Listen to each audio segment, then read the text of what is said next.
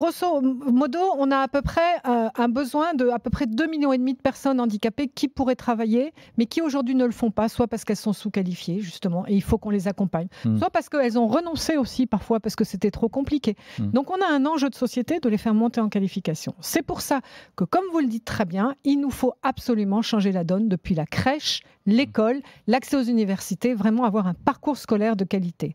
C'est l'enjeu que l'on a avec Jean-Michel Blanquer. Cette Mmh. école inclusive, elle est en train de devenir une réalité. C'est pas une utopie. Il y a encore trop de C'est-à-dire que ruptures de parcours. de demain, il y aura des enfants handicapés davantage qui seront dans les classes de nos C'est ce enfants que qui l'on ne veut sont faire. pas des écoles dédiées, on va dire, c'est ça? C'est ce que vous Exactement. voulez? Exactement. Ouais. Tout à l'heure, vous avez parlé de ségrégation. Moi, je parle plutôt de modèle d'exclusion. Sauf qu'il n'y a pas de pognon pour ça, je suis désolé, mais Je suis pour désolée.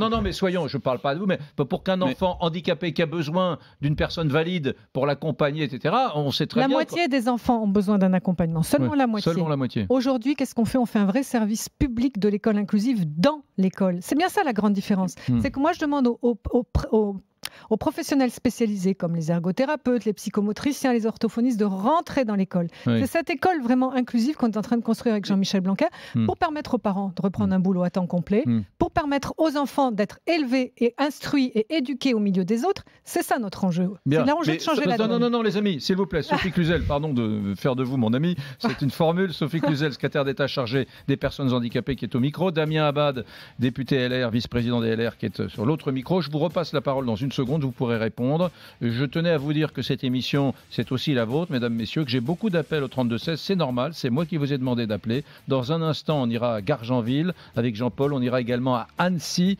avec Valérie qui m'appelle, qui était handicapée paraplégique, qui a fait le 32-16. Valérie, on commencera par vous dans une seconde. À tout de suite. RMC, midi 14h, Radio Brunet. Appelez Radio Brunet au 32-16 et participez au match des opinions sur RMC.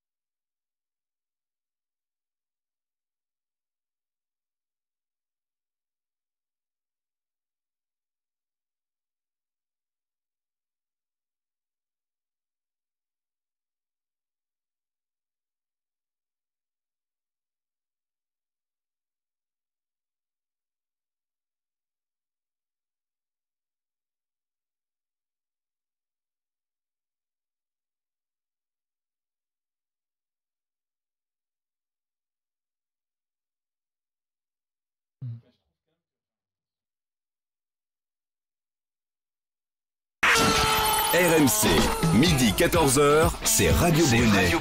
Éric Brunet. Le député Damien Abad, vice-président des LR, a poussé un coup de gueule cette semaine, une vidéo qui a un peu circulé, quand même pas mal circulé, où il parle de ségrégation silencieuse vis-à-vis du monde du handicap en France. Il est mon invité. Sophie Cluzel, secrétaire d'État chargée des personnes handicapées, est là également. Elle a bien voulu bouleverser son agenda pour venir, et c'est merci à tous les deux d'ailleurs. Damien Abad, c'est très intéressant. Pendant la pub, vous me disiez, à l'Assemblée nationale, au niveau de l'accessibilité handicap, c'est pas la fête au village, hein, c'est pas extraordinaire. Non, ni le Sénat d'ailleurs, alors que j'ai été député européen et qu'au Parlement européen, eh bien, c'est un Parlement qui est accessible. Ça montre bien que ce qu'il faut faire évoluer, ce sont les mentalités, l'état d'esprit et la culture française là-dessus. On parlait tout à l'heure de l'inclusion des personnes handicapées.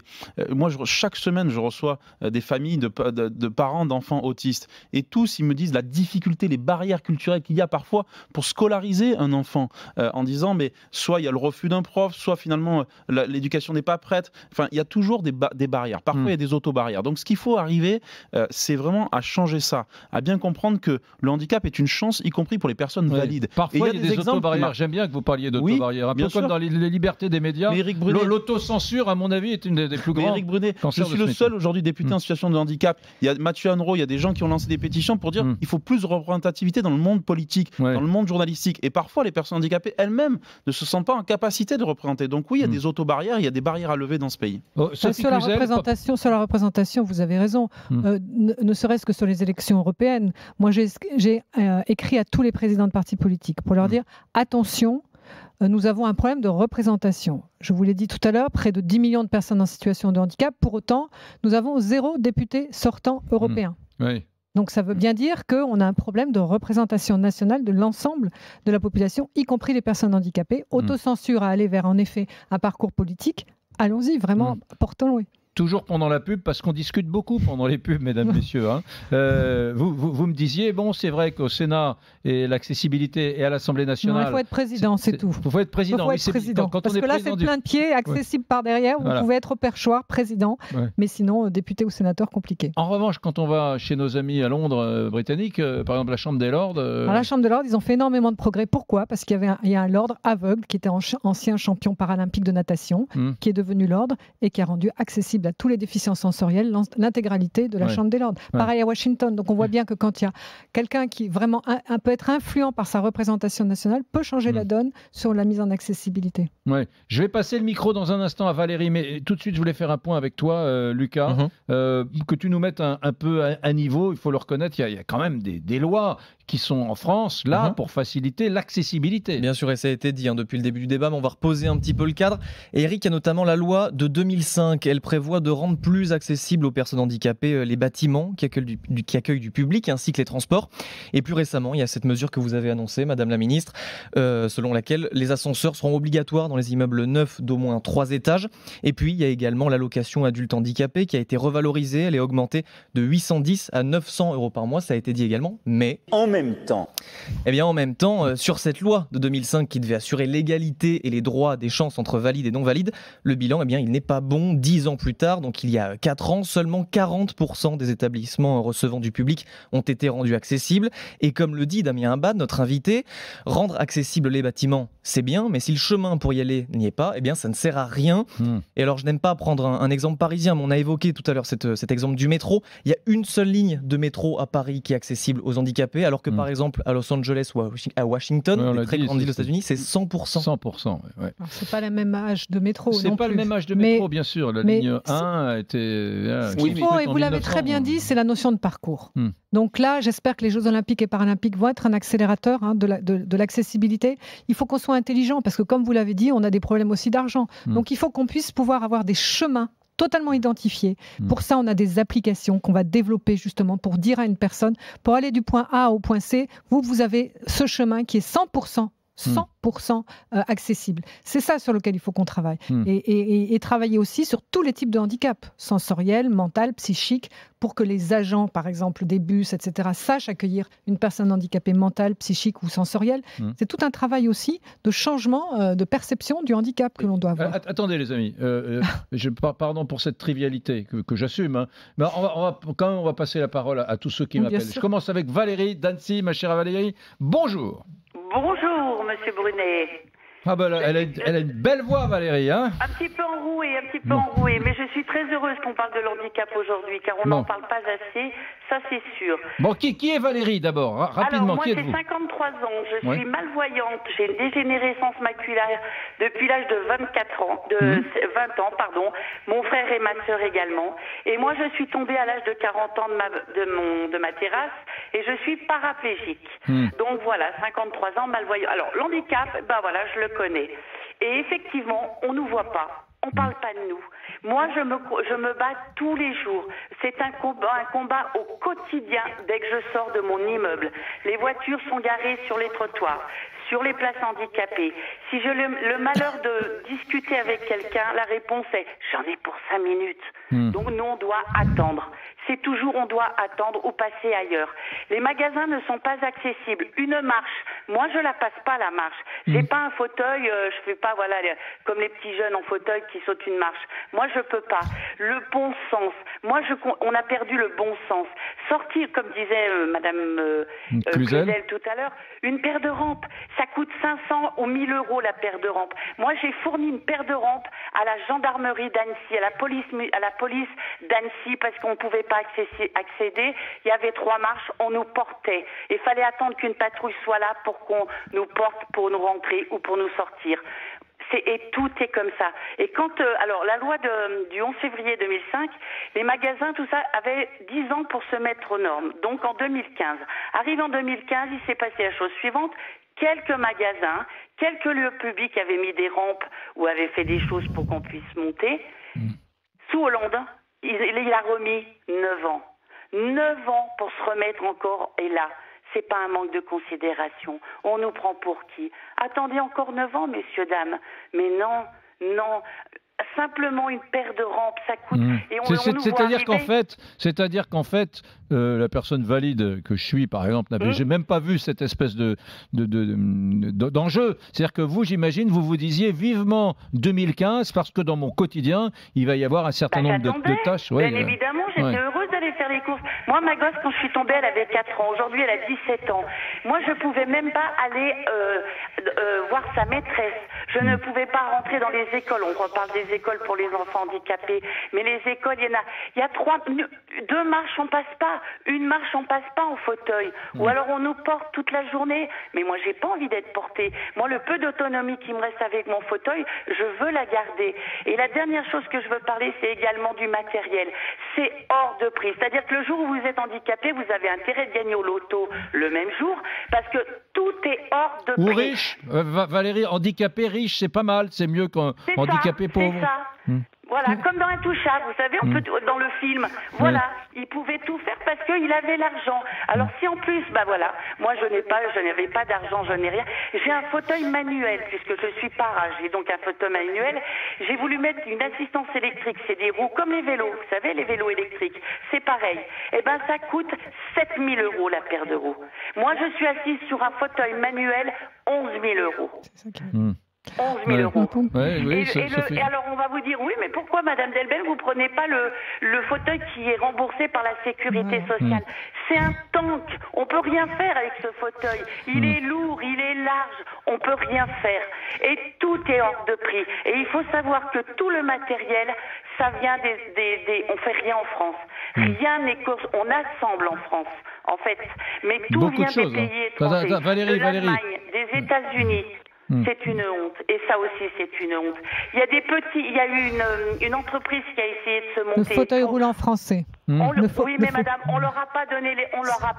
Sophie, Valérie, vous dites plein de trucs passionnants. Je voudrais surtout rester là. Je veux que Sophie Cluzel réponde parce qu'elle me tend la main pour vous répondre depuis quelques minutes. Donc, allez-y, Sophie Cluzel. Il y a 3 choses, madame, dont vous parlez qui est très important. D'abord, la citoyenneté des personnes valides. Parce que quand vous dites que c'est le parcours de combattant, pour les voitures mal garées, pour les trottinettes, ici, c'est un cauchemar. Mais ici tout. Aussi, il n'y a pas que Paris. Non, mais j'entends bien. Je suis originaire d'Annecy. Vous êtes dans Annecy-le-Vieux? Vous êtes où? Annecy même. C'est une ville que je connais bien parce que je suis originaire d'Annecy. C'est une ville, je me balade en fauteuil au bord du lac et tout, c'est fantastique. Ah, mais c'est une ville exceptionnelle. Exactement. Mais c'est les magasins, moi, Sophie Cluzel, vous êtes d'Annecy? Oui, je suis d'Annecy. J'étais à Annecy il y a 15 jours, justement, pour une grande visite, pour école, accessibilité, etc. Là où on touche du doigt, c'est cette qualité d'usage. Vous avez parlé de la loi 2005, du report qu'on a, 3 ans, 6 ans, 9 ans. Là, 3 ans, on est en 2019. J'ai demandé une inspection complète de savoir là où on en était.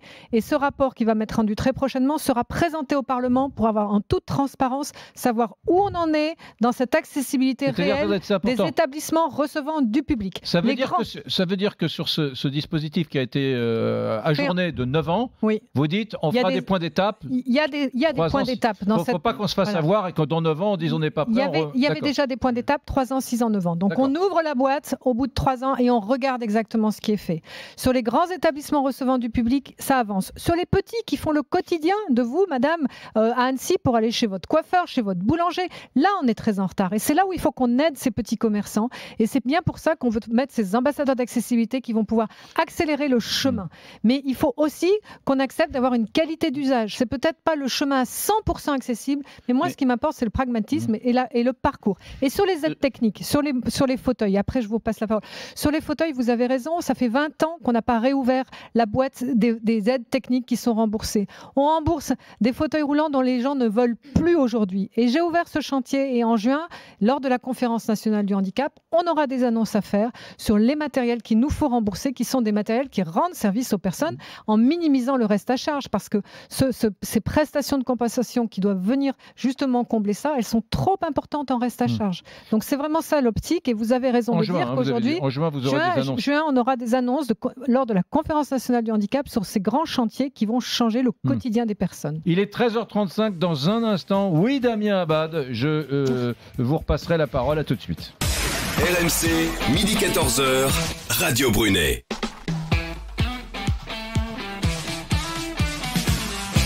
Vous nous avez écrit des messages et nous, fort logiquement, mesdames, messieurs, nous les lisons. Allez, Alexandra et Lucas.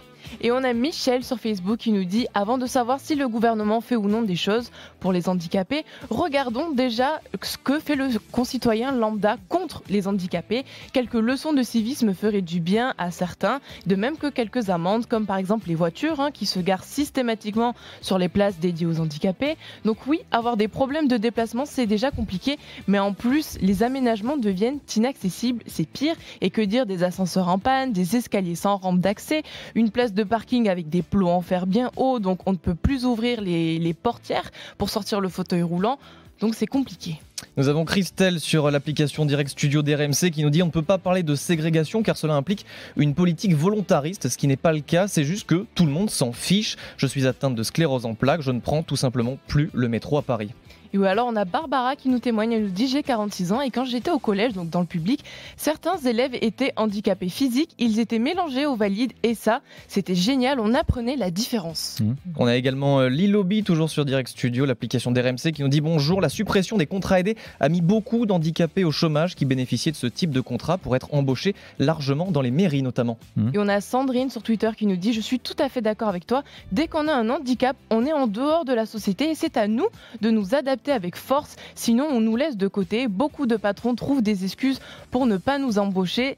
Trop compliqué à mettre en place, trop cher, ce n'est pas simple. Et nous avons Raphaël qui nous dit rebonjour Eric, oui il y a une ségrégation, je le vois tous les jours avec ma compagne handicapée à 90% entre les soucis administratifs, la non-accessibilité des bâtiments, surtout dans le public, ainsi que le prix délirant des matériels et j'en passe.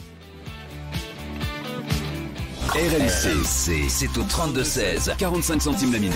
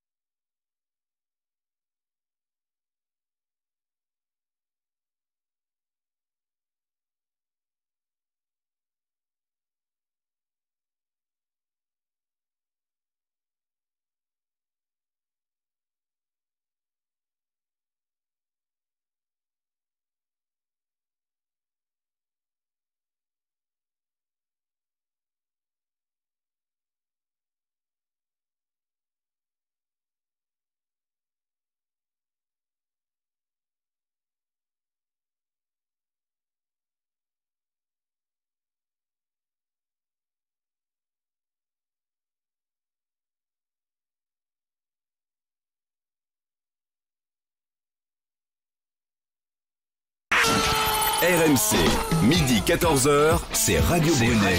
Éric Brunet. Damien Abad, on parle un petit peu de votre coup de gueule il y a quelques jours. Vous parlez de ségrégation silencieuse à l'endroit des handicapés en France. Intéressant ce que nous disait Valérie il y a quelques instants d'Annecy, parce qu'elle a très bien résumé la situation. Hein. Et puis, cette question de l'accessibilité, on sent qu'elle est omniprésente. Quoi. Il y a des tas de sujets quand on parle du handicap. Mais l'accessibilité, c'est souvent le sujet numéro un. Alors Valérie a raison sur un point.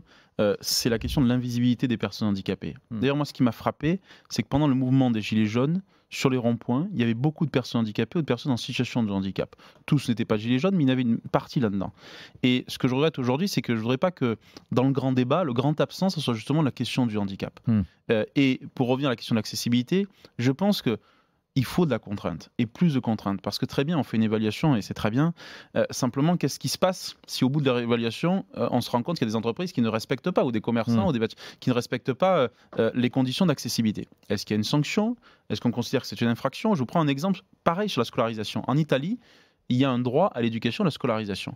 Et lorsque ce droit n'est pas respecté, lorsque l'inscription d'une personne handicapée n'est pas faite dans un établissement, c'est une infraction pénale.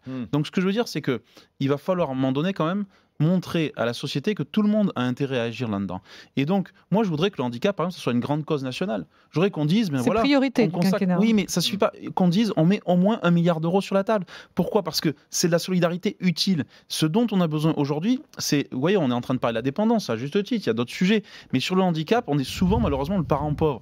Et donc, on fait des petites revalorisations, des petites choses, etc. C'est très bien. Mais vous voyez, pour faire bouger les lignes, il faut le transformer en profondeur. Donc, moi, je demande qu'on mette des sous aussi sur la table pour qu'on ait un projet, une feuille de route et que ça soit très clair là-dessus. Qu'on dise, on met 1 milliard, parce qu'ensuite du grand débat, on voit bien que la question du handicap, c'est un sujet central, majeur, et sur lequel on doit faire des efforts. La priorité, c'est la scolarisation des enfants handicapés et l'accessibilité. Mais alors, je dois vous dire, vous allez me détester l'un et l'autre, mais je fais partie des gens qui se sont réjouis. Donc, juste une petite parenthèse, lorsqu'au moment de la loi Elan, que vous évoquiez tout à l'heure, moi qui milite tout le temps pour une simplification administrative, y compris dans les procédures de construction en France, on sait très bien que les normes nous étouffent, les normes, et je me suis réjoui en disant qu'il y avait moins de normes, etc., qu'en matière de handicap, on n'allait pas obliger tous les types qui construisent un bâtiment. Et ça, vous sembliez dire comme une norme. Vous sembliez dire que finalement, parce qu'on le voit comme une norme. Ça a été terriblement handicapant parce qu'on le voit comme une norme et pas comme une valeur ajoutée. Ouais.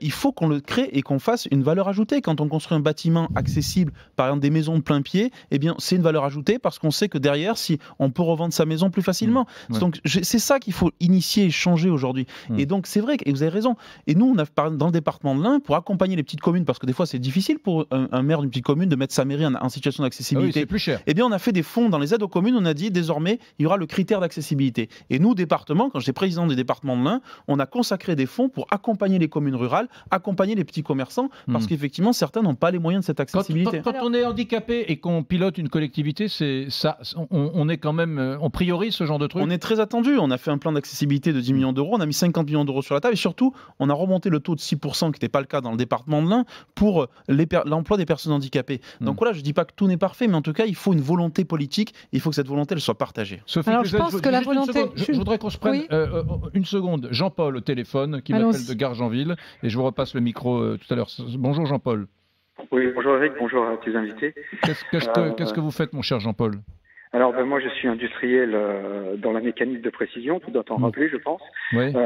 Tout à fait Jean-Paul, bien sûr. Comment vas-tu mon cher Jean-Paul? Écoute, je vais très bien. Depuis qu'il y a maintenant 4 ans, je suis tombé dans le monde du handicap et que je sais à quoi je sers en fabriquant des dispositifs et en développant des projets avec des laboratoires et d'autres industriels au bénéfice des personnes handicapées. D'accord. Donc quel type de dispositif est-ce que tu fabriques, tu industrialises? Alors, dispositif à partir du moment où on peut aider à la mobilité, où on peut se projeter à l'avenir. Notamment, Valérie le disait, les entreprises françaises ne sont pas assez aidées. C'est un peu notre combat pour essayer de créer aussi de nouvelles filières économiques parce qu'on voit le handicap comme une fatalité. On pourrait le prendre sous le prisme de l'économie. et créer de vraies filières d'ingénierie, de fabrication. Donc on créerait carrément un appel d'air en termes de besoins énormes et qui ne cesse de grandir. Il y a d'autres exemples aussi où on peut faire appel des technologies éprouvées ou innovantes et ça c'est pas facile. Qu'est-ce que tu fabriques toi concrètement, que je me fasse une... Mesdames, messieurs, je connais Jean-Paul car nous avions fait une émission en direct de son entreprise qui est dans les Yvelines et on avait parlé de la formation professionnelle. Et toi, qu'est-ce que tu fabriques désormais alors, nous, par exemple, à l'heure où je te parle, exactement à l'instant face à moi, j'ai le docteur de Thomas Pesquet, le docteur Brigitte Godard, et avec elle, on est en train de monter une mission spatiale avec le laboratoire LATMOUS pour permettre à de futurs capteurs de permettre aux personnes en situation de handicap ou de maintenir des personnes âgées ou en situation d'hospitalisation chez elles, d'avoir des capteurs sur elles, sur un vêtement connecté que l'on est en train d'élaborer avec les hôpitaux de Garches et l'INSERM, pour aider les gens à rester chez eux, déjà le plus longtemps possible, sur la que ça coûte moins à la société et que ça puisse permettre d'informer les médecins et les hôpitaux. Ouais. Bon, ça c'est pas pour tout de suite, c'est pour des... c'est dans les 3 à 4 ans, donc bon, d'accord. C'est relativement court. Sophie Cluzel. Cher Jean-Paul, il faudra qu'on se voit très vite, parce que écoutez, je crois dur comme fer à la technologie pour venir en compensation du handicap et une technologie qui permet l'autonomie. Une technologie alliée à la domotique qui pourra rester chez soi. C'est exactement ça. Donc, je pense qu'on va avoir du travail ensemble à faire. Oui, pardon. Oui, Jean-Paul. Oui. Non, je disais à Sophie Cluzel que tu soulèves une autre question, c'est celle des filières de l'industrie française. J'étais vendredi matin avec Gérald Darmanin pour l'ouverture d'un lab, un lab hub justement qui est porté par des associations, mais pas que. Et il faut qu'on organise cette filière. Et c'est ce que je disais à Monsieur le député tout à l'heure. C'est pareil. Il va falloir qu'on organise cette filière, qu'on réfléchisse aussi à pouvoir booster les startups, mais surtout à passer du niveau de recherche à la diffusion pour qu'on puisse faire baisser les coûts et tout simplement faire profiter de la technologie. Je pense que c'est vraiment le moteur qui va pouvoir travailler sur l'autonomie et la compensation. Madame la ministre, vous savez, les associations nous aident beaucoup. Bien sûr, tout à l'heure, M. Abad a parlé de la PHPP avec ça, qui fait apparemment donc aujourd'hui une pétition que l'on va suivre. Ces associations-là nous aident beaucoup. Moi, Eric, je me permets juste une chose.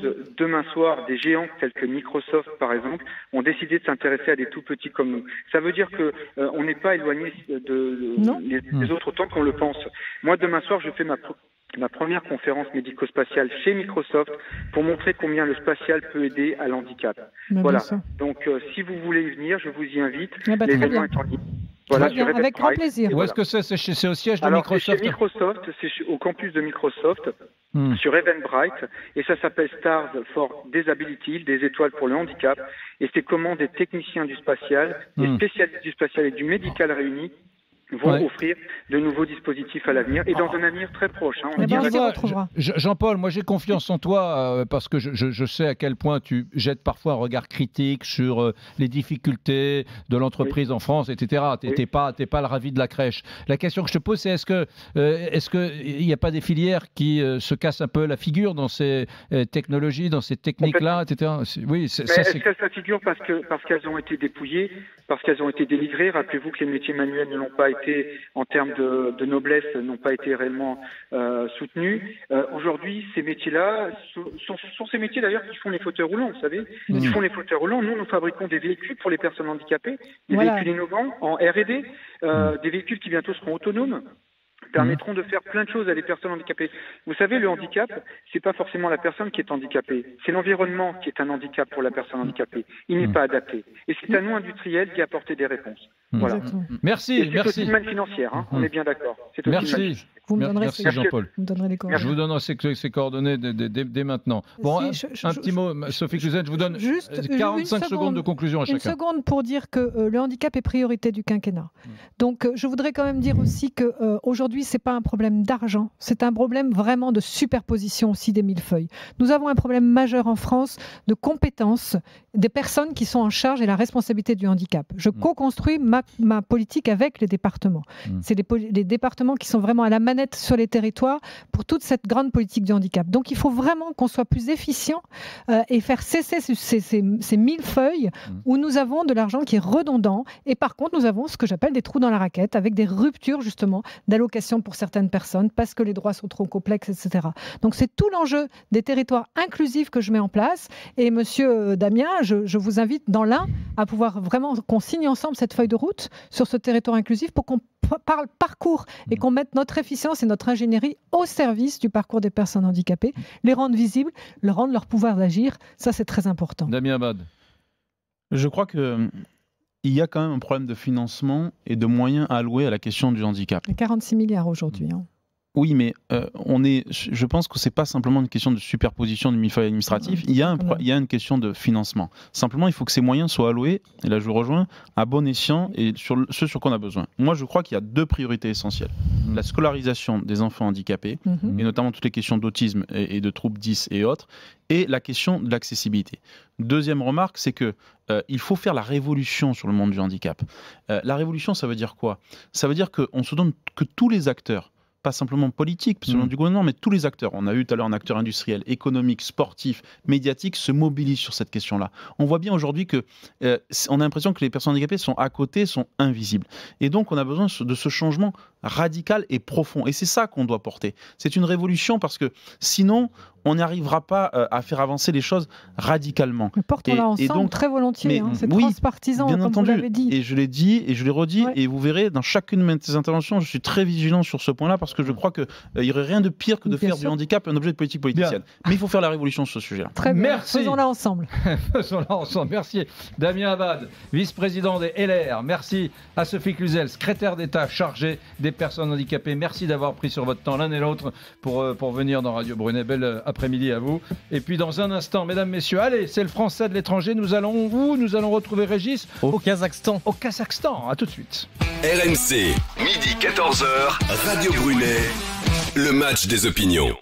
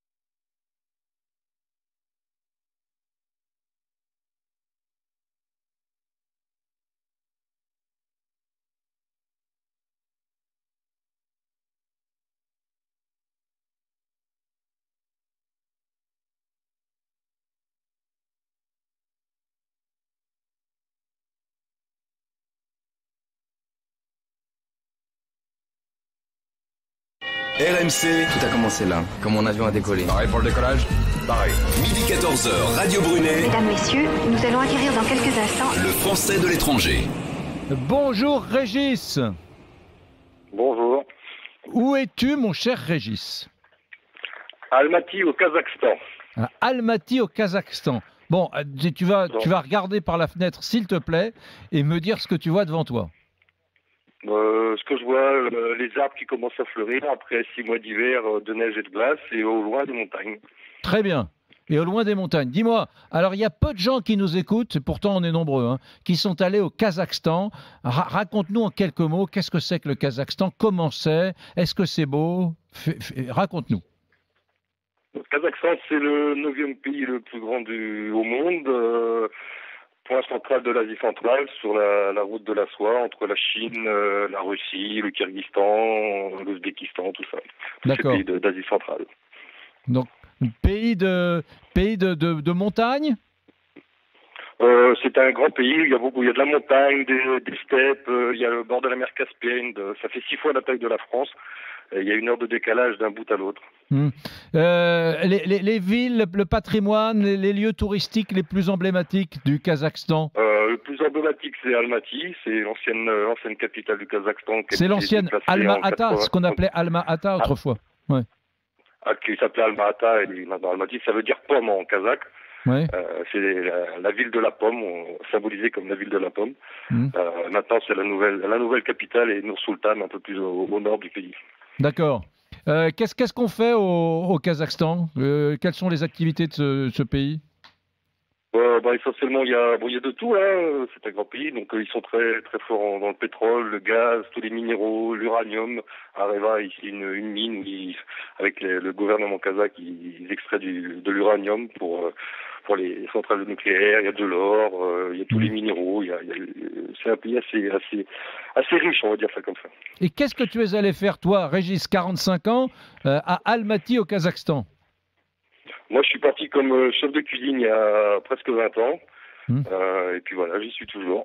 D'accord. Donc tu es chef dans un restaurant? Je suis dans la direction d'hôtels et restaurants. Ah oui, d'accord. Tu viens de quelle région? De Bretagne. De Bretagne. Alors, on mange bien. Je sais qu'en Ouzbékistan, il paraît qu'il y a une bonne gastronomie. C'est bien au Kazakhstan, la cuisine kazakh? Comment dire il faut aimer les plats un peu gras. Il faut aimer les quoi? J'ai pas entendu.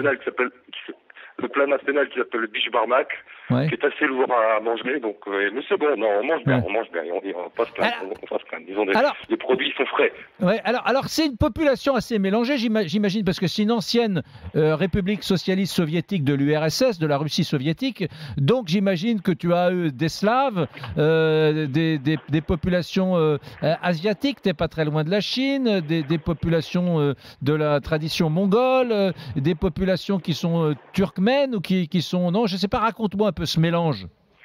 C'est un pays très très éclectique à ce niveau-là. Il y a des Russes, donc il y a les Kazakhs, Après on a les comme ça, Ouïghours qui sont basés sur la Chine. Il y a une très grosse population coréenne aussi. Des Allemands aussi qui sont venus à l'époque de l'Union soviétique. Donc il y a beaucoup de différentes nationalités au Kazakhstan. Oui, c'est exact. D'accord. Qu'est-ce que tu fais le week-end? Tout le monde s'entend très bien. Et tout le monde. Combien d'habitants? Il y a plusieurs dizaines de millions, non, d'habitants? Sur la totalité du pays, on est aux alentours de 16 millions et 10% sont à Almaty. D'accord. Et dis-moi, tu fais quoi le week-end quand on est à Almaty? On fait quoi? Bon, on se promène, on va voir les montagnes, on se promène un peu à droite à gauche. On va boire l'apéro avec quelques Français qui sont à Almaty, et puis voilà quoi. Bon, mon cher Régis, je te souhaite une belle journée. Quelle heure est-il là à Almaty? Là, il est 18h. 18h, tu vas aller bosser dans ton restaurant là? Non, là, je suis en congé. Ah, t'es en congé. Qu'est-ce que tu vas faire ce soir? Bon, ce soir, on va rester à la maison, manger avec mon épouse, faire un petit quelque chose, et voilà quoi. Salut Régis, belle journée, enfin belle soirée pour toi, puisqu'il est 18h à Almaty au Kazakhstan. Salut mon Régis, j'adore ce petit moment. Bye bye. On voyage. Ah ouais, ça fait du bien. Bonjour Eric, bonjour tout le monde. C'est vrai que ça fait du bien le Kazakhstan, on s'imagine. On se souvient de la photo du président de la République François Hollande avec la tenue kazakh. Ah, je me souviens pas du tout de ça. Mais si, tu es sûr que si, tu t'en souviens. Le manteau blanc avec la toque. Avec la toque, t'as raison. C'était hilarant. C'était tellement bien. C'était tellement. Et puis, tout lui allait à ce président de la République. C'était un vrai cintre. Je savais qu'on pouvait être lancé dignement là-dessus. Très bien. Beaucoup d'allure. Nous allons nous poser une question de fond, les gars, une question de valeur, une question générationnelle. Est-ce que l'idée, le concept, la valeur de la fidélité dans le couple a changé à travers les âges? C'est-à-dire, est-ce que quand on est inscrit sur Tinder ou Happen, on considère la fidélité de la même manière que quand on s'écrivait des lettres et qu'on s'envoyait des messages? Tu vois ce que je veux dire ou pas? C'est un vieux sujet, la fidélité, mais on va voir où on en est. On va prendre le pouls des fidèles et des infidèles. On vous attend 32-16. RMC. Vous écoutez RMC, mesdames et messieurs, il est 14h encore. À la radio, sur votre portable, votre tablette, sur Internet, RMC. Et voilà que c'est fini car il est 14h01. Véro Verdun est arrivé pour les infos. À toi Véro. Bonjour Maïtena, bonjour à tous. Et que vous soyez fidèle ou pas fidèle, eh bien vous n'y échapperez pas. Cette année, la déclaration de revenus pour l'année 2018. À partir de demain, sur Internet, la déclaration en ligne, qui est d'ailleurs obligatoire, sauf exception. Par exemple, si vous n'êtes pas connecté à Internet ou si vous êtes trop âgé ou handicapé pour effectuer cette déclaration en ligne, eh bien vous allez recevoir dans les jours qui viennent la déclaration papier. Et à partir de l'année prochaine, 8 millions de foyers fiscaux échapperont purement et simplement à cette démarche de déclaration de revenus, ceux dont la situation fiscale n'a pas changé. Le grand débat après le Grand Palais hier, le Premier ministre Édouard Philippe doit s'exprimer cet après-midi devant les députés à l'Assemblée nationale. L'année dernière, près de 7,3 millions de personnes ont bénéficié des aides à l'accès aux soins, un chiffre en hausse selon des données publiées sur le site du fonds CMU. Carlos Ghosn clame son innocence. Il évoque un complot, un coup de poignard dans le dos. Carlos Ghosn souhaitait fusionner Renault, Nissan et Mitsubishi. Un projet mal perçu selon son avocat français, maître Jean-Yves Le Borgne, ce matin sur RMC. En Algérie, une semaine après la démission d'Abdelaziz Bouteflika, Abdelkader Ben Salah vient d'être nommé président par intérim. 90 jours d'intérim pour cet homme clé du système Bouteflika. Pour les courses, RMC, Sébastien Darras à Compiègne. Et oui, pour l'arrivée de notre quintet, c'était la première victoire du 3 défi majeur qui était à la cote de 10-1 qui débutait dans les handicaps. On a annoncé une enquête. A-t-elle gêné là ce Razango dans la phase finale? C'est pas facile à juger. C'est vrai qu'il y a eu quelques petits mouvements dans les 100 derniers mètres. L'As Razango était à 8-1. La troisième place pour le 14 Shirley Try à 16-1. Le 12 Vic Royal, notre dernière minute, est quatrième à 12-1. Et c'est le 11 Alrock qui est cinquième à 10-1. Donc pour l'instant, l'arrivée 3 As 14, 12 et 11. Je vous rappelle qu'il y a une enquête. Merci beaucoup Sébastien, merci Véronique. On se retrouve évidemment dans une heure. RMC, 14h, 16h. M comme Maïtena. Maïtena Birabin. Attention, tout est nouveau ici, c'est incroyable. Bonjour tout le monde, ravi de vous retrouver tous les jours à partir de 14h sur RMC pour parler de l'actu et rencontrer ceux qui la font.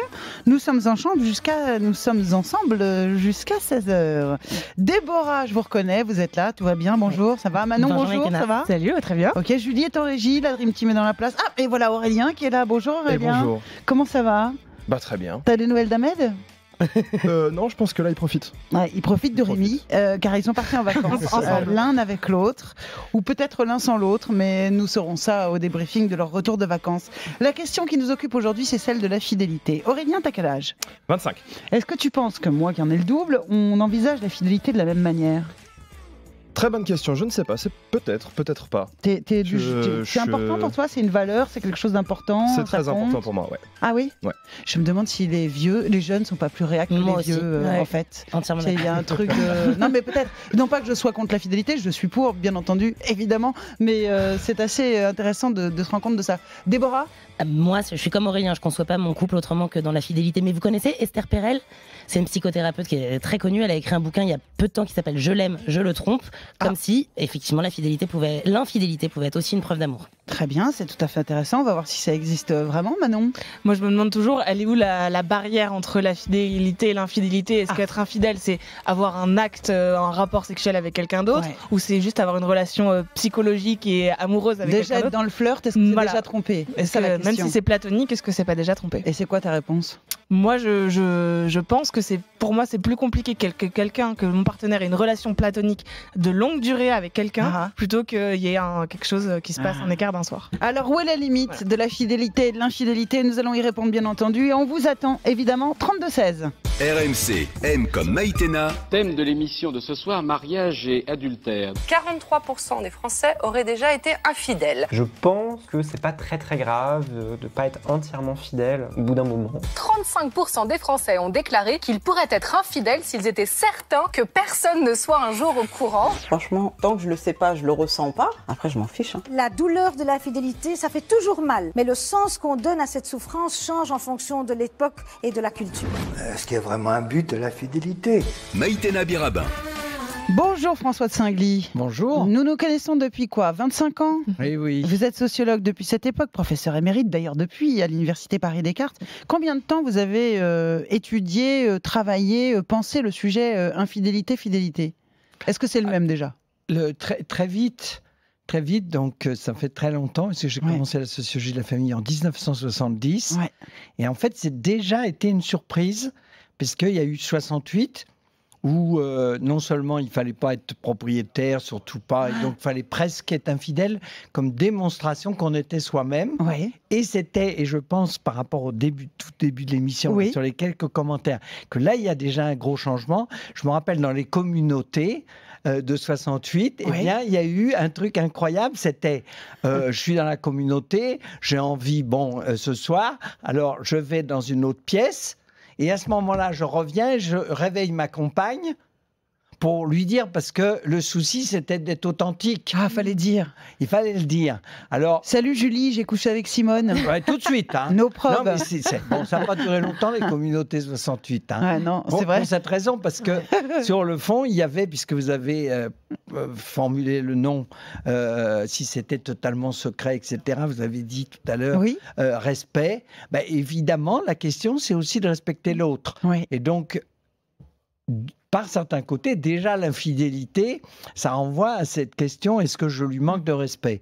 Et donc, la logique de l'authenticité... Et ça, les normes se sont modifiées progressivement, mais très vite dès 70. Alors, ce que je voulais dire, c'est qu'en 70, dès qu'il y a eu un premier sondage, ça a été la surprise. Oui. Et donc, j'ai commencé à être obligé d'intervenir. Tout de suite, vous avez dû étudier. En fin de compte, c'était une grande valeur. Au moment où, pourtant, la religion s'est quand même un peu effondrée, tout ça, on le pensait. Et là, on l'a vu l'exemple des jeunes. Je ne pense pas, on va voir comment l'âge intervient, je pense. Il intervient. Enfin, l'âge, c'est plutôt la durée de vie conjugale qui pose un peu de problème. Mais sur le fond, c'est pas d'abord un problème d'âge, parce que les trentenaires peuvent s'autoriser plein de choses, etc. Que moi, un plan cul, très honnêtement, 70 pour moi, vu mon éducation, c'était pas pensable. Non, mais donc il y a une manière d'aborder la fidélité culturelle. On va en parler, François. On va en parler. Ne nous dites pas tout de suite. Oui, c'est pas possible. Non, pas tout de suite. On va présenter Camille qui est à côté de vous. Camille Rocher, bonjour. Bonjour. Vous êtes psychologue. Ça va être difficile avec François de Saint-Gly. On ne peut pas l'arrêter. Je vois qu'il va falloir que je prenne la parole. C'est un truc qu'il va falloir vous imposer, Camille. Psychologue, thérapeute de couple. Vous publiez ma boîte à outils pour un couple épanoui, c'est chez Duno Édition. Vous dites, on n'a pas envie de s'éloigner d'une personne qu'on assimile à un moment de bonheur. C'est très juste. Ouais. Quand on est heureux avec quelqu'un, on n'a qu'une envie, c'est d'y retourner. Exactement. C'est ça le truc. À fait. Mais un couple n'est pas toujours heureux. On ne peut pas toujours être heureux et rendre l'autre heureux. Pas H24, 7 jours sur 7, chaque seconde de chaque minute. Ouais. Alors pourquoi je disais ça, c'était justement en lien avec l'infidélité, parce que le problème, c'est qu'aujourd'hui, avec l'infidélité, la personne pense que les moments de bonheur et de plaisir et d'émotion sont en dehors du couple, et les moments de raison, de tout ce qui va être mes devoirs, mes contraintes, c'est à l'intérieur de la maison. Là, il n'y a plus de couple, là, quand on en a